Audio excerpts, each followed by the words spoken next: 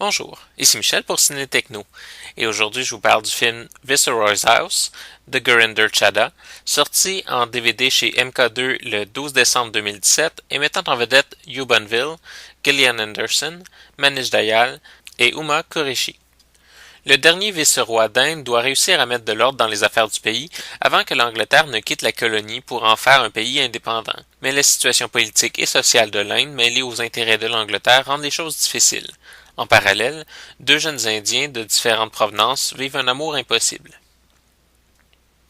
Bien qu'il est difficile de savoir à quel point le film respecte la véritable histoire derrière le départ de l'Angleterre, on ressent dès le début une sensibilité dans le film qui nous montre que tout n'était pas noir ou blanc, que le problème, même avec toutes les intrigues anglaises, était beaucoup plus complexe que simplement le colonisateur laissant les colonisés à leur sort. On combine dans le film un scénario extrêmement bien écrit avec le talent de jeu de Gillian Anderson et l'exotisme authentique indien. Évidemment, le film tente de raconter la situation de l'Inde sans nécessairement entrer dans les détails de la souffrance du peuple qui a vécu sous la gouvernance et l'exploitation de l'Angleterre pendant des centaines d'années, mais le portrait politique est assez clair pour que le spectateur comprenne bien la complexité et la gravité de la situation.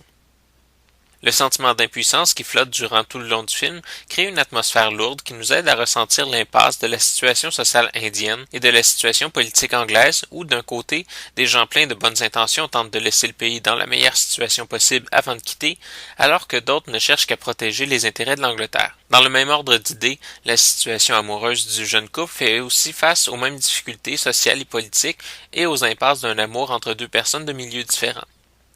À certains moments, on a l'impression que le film devient un peu trop mélodramatique à cause de l'incarnation de toute la souffrance individuelle de l'Inde à l'intérieur de deux ou trois personnages seulement, dont le personnage central de Manish Dayal. Mais la complexité et la capacité du reste de l'histoire à ne pas se concentrer uniquement sur l'histoire d'amour rend ces moments plus digestes.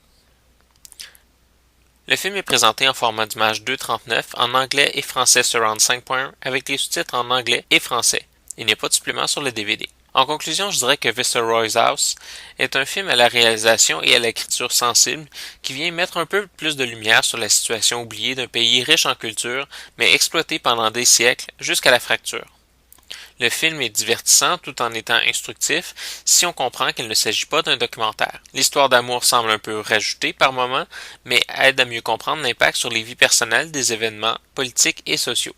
Bref, un film qui ne passera sûrement pas à l'histoire, mais tout de même un excellent film à voir. C'était Michel, je vous remercie et bon visionnement.